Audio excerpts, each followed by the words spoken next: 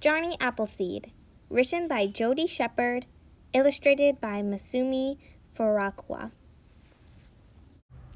This is a story about Johnny Appleseed. With a name like that, you would think he was make-believe. But Johnny Appleseed was a real person who lived more than 200 years ago. It was a sunny fall day in Massachusetts when a boy named Johnny Chapman was born. The baby had cheeks as red and round as apples.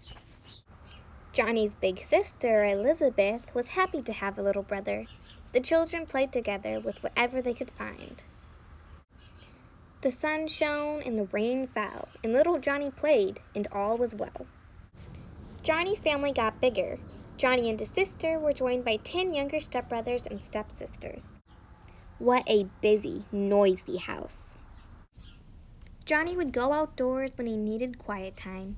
Sometimes he'd walk along the river. The squishy mud felt good under his feet. Other times he would sit under a tree and read. Johnny would watch the animals in the wild, the foxes playing in the meadows, the deer dashing through the woods, and the birds soaring high in the wide blue sky. If he found an injured animal, Johnny would take care of it until the creature was well. Johnny liked being outside. When he got older, he went to work in the apple orchards, just like his great-great-great-grandfather long before him. And the sun shone and the rain fell, and Johnny grew up, and all was well. Johnny learned everything about growing apples. He was happy planting seeds, taking care of the trees, and munching on the delicious fruit.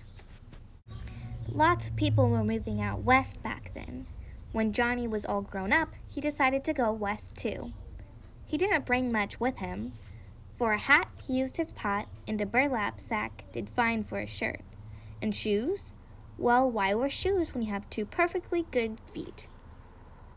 Johnny traveled the countryside. The sun kept him warm by day. The stars made a rain washed him clean.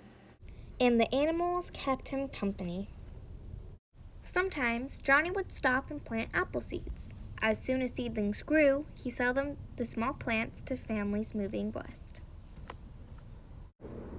When they got to where they were going, the families planted Johnny seedlings and grew trees of their own. Johnny was friends with everyone. Wherever he went, he'd bring seedlings, pitch in with chores, and share stories of his adventures.